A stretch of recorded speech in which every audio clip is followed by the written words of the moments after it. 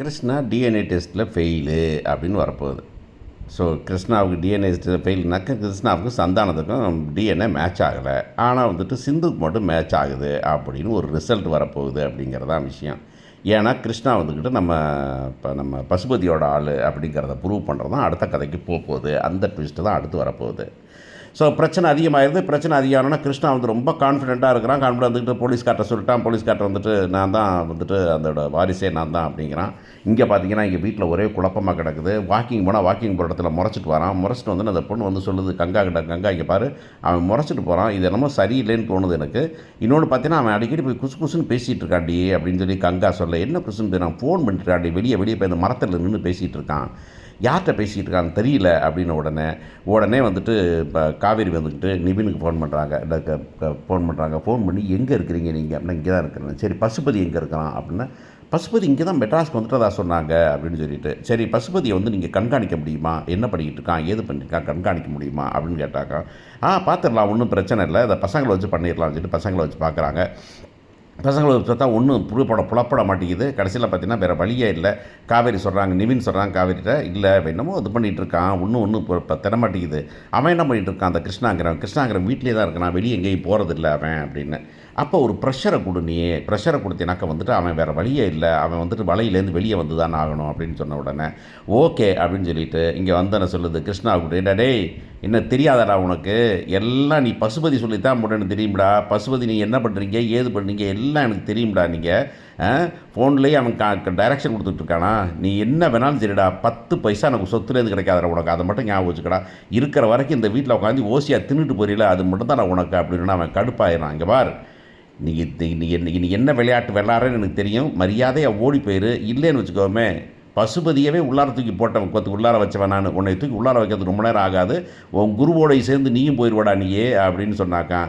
எனக்கு பசுபதினு ஒருத்தரை தெரியவே தெரியாது, அது மாமா அப்படின்னு சொல்லியிருப்பாங்க பசுபதி மாமான்னு, அவ்வளோதானே தவிர அது வந்து மற்றபடி வந்துக்கிட்டு எங்கள் அப்பாவுக்கு ஃப்ரெண்டு அவ்வளோதான் எனக்கு தெரியும், மற்றபடி வந்து அவர்கிட்ட பழக்கம்லாம் கிடையாது, அவர்கிட்ட பேசினது கூட இல்லை நான் அப்படின்னு. அப்படியா பேசினது இல்லையா, மரத்துக்கு பின்னாடி நீ பேசிகிட்டு இருக்கலாம் என்னடா, நீ ஃபோனு தானே ஏய் இப்போ கங்கா யார்ட்டாவது ஃபோனை என்கிட்ட ரெக்கார்ட் பண்ண சொல்லுடி அப்படின்னு சொன்ன உடனே பயந்துட்டு உட்காந்துடுறான். உடனே போய் மரியாதையை பார்த்துக்கிறேன் உள்ளார போய் உட்காந்துக்கிட்டு என்ன பண்ணுறான்னு பார்க்குறாங்க. அவன் அது மாதிரி ட்ரெஸ் பண்ணிவிட்டு கிளம்பி போகிறான். கிளம்பி போனோன்னே வந்துக்கிட்டு இங்கேருந்து ஃபோன் பண்ணுறாங்க நிவின் வீட்டை விட்டு கிளம்புறான், என்னன்னு தெரியல அப்படின்னு சொல்லிட்டு. கடைசியில் நிவின் நான் பார்த்துக்கிறேன்னு சொல்லி கார் எடுத்துகிட்டு போய் ஒளிஞ்சு நிற்கிறான். நின்று பார்த்தாக்கா அவன் வரான், வந்து போய் பசுபதியை பார்த்து பேசுகிறான் அப்படிங்கிறத பார்க்குறான். உடனே பசுபதினா கரெக்டு காவேரி, பசுபதி தான் எல்லாம் தூண்டி விடுறான். ஆனால் ஒன்று பசுபதி தூண்டி விடுறான் சரி, ஆனால் கிருஷ்ணா வந்துக்கிட்டு உங்கள் அப்பாவோட பையன் தான் இல்லைங்கிறதுக்கு எந்த ப்ரூஃப் இல்லையே, அவன் தான் வந்துட்டு ஃபோட்டோ வச்சுருக்கேன் இது வச்சுருக்கேன், ஃபோட்டோ வச்சுருக்கேனாக்கா அந்த அம்மா ஃபோட்டோ இவன் ஃபோட்டோ தானே வச்சுருக்கான், இவன் ஒன்றும் இல்லைங்க, இவனுக்கு எதுக்கு சம்மந்தம் இல்லை, இவன் ஃபோட்டோ இருக்குது அவன் பிள்ளை அப்படின்ற மாதிரி இருக்கா, உனக்கு ஒன்றும் கிடையாது, மேரேஜ் சர்டிஃபிகேட் இருக்குது, குழந்தை பிறந்தது தான் தெரிவிக்கலாம். அப்போ குழந்தை பிறந்ததுக்கு என்ன பண்ணுவீங்க, எப்படி கண்டுபிடிக்க முடியும்னா டிஎன்ஏ டெஸ்ட் வைக்க வேண்டியதானா அப்படின்னு ஒன்று வந்துட்டு உடனே நம்ம இவர் இருக்கார் இல்லையா, நம்ம விஜய் வந்துட்டு வக்கீலை கூப்பிட்டு சார் இது பாருணும் இதை என்ன பண்ணலாம் அப்படின்னு கேட்டாங்க.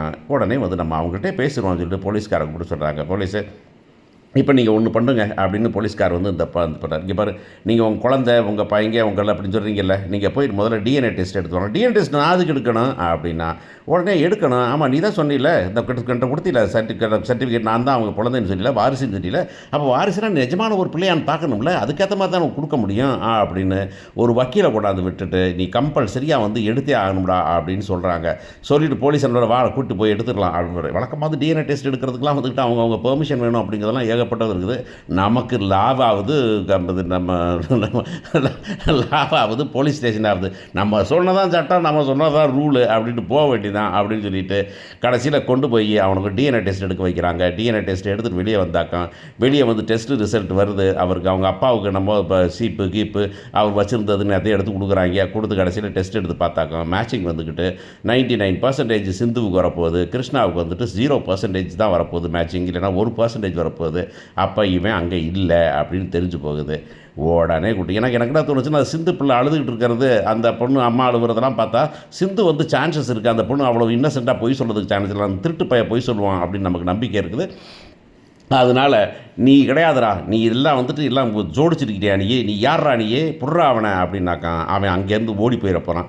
ஓடி போய் எங்கே தங்குவான், பசுபதிட்டு தானே போவான். அப்படியே சிந்துவை வீட்டுக்கு கூப்பிட்டு போகிறான். கூப்பிட்டு போய் இங்கே பாருங்கள் நீங்கள் வாட்டில் போகிறீங்க, உங்களுக்கு வந்துட்டு உங்கள் ஊருக்கு போயிருங்க நீங்கள். உங்களுக்கு இந்த சிந்துவுக்கு கல்யாணம் முடிச்சு வைக்கணுங்கிறீங்களா, அதுக்கெல்லாம் பண்ணுறேன் நான். ஆனால் ஒன்று, அது என் மாமனாரோட பொண்ணுங்கிறதுக்காக பண்ணுறேன். மற்றபடி இங்கே மூஞ்சியில் முழிக்கிற வேலை இருக்கக்கூடாது. உங்களுக்கு என்ன வந்து அந்த கல்யாணத்துக்காக என்ன வேணுமோ அந்த காசை கொடுப்பேன், அவ்வளோதான். கடன் கட்டுறதெல்லாம் நீங்களும் உங்கள் மகனும் பார்த்துங்க. எப்படி அவன் உங்கள் மகனானா, எப்படி வந்து பசுபதியை தூண்டிவிட்டான்னு தெரியாது.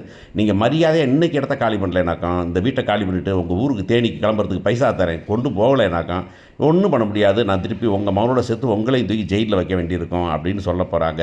உடனே இந்த அம்மா வேறு வழியே இல்லாமல் போகுது. அப்போ வந்துட்டு இந்த பிள்ளைங்கள்லாம் வந்துக்கிட்டு கங்கா, காவேரி எல்லாமே வந்துட்டு அந்த சிந்துவை வந்துக்கிட்டு, நீ ஒன்றும் கவலைப்படாத, நீ ஒரு பிள்ளையாக இருந்துக்கலாம், நான் உங்களுக்கு என்ன பண்ணணுமோ அதை பண்ணுறோம், நீ படிக்கணுமா படிக்கிறதுக்கு நான் ஹெல்ப் பண்ணுறேன் அப்படின்னு சொல்லி காவேரி சொல்ல, அந்த பொண்ணு அக்கா அப்படின்னு காலில் விழுவ, அந்த அம்மா வந்துக்கிட்டு அக்கா அப்படின்னு இவங்களை கூப்பிட்டா, நீ ஒன்றும் நொக்கான்னா கூப்பிடுவா, நீ கிளம்பிடி அப்படின்னு சாரதா சொல்ல, கதை ஒரு வழியாக வந்துக்கிட்டு இந்த கதையை இப்படி தான் முடிச்சாகணும்.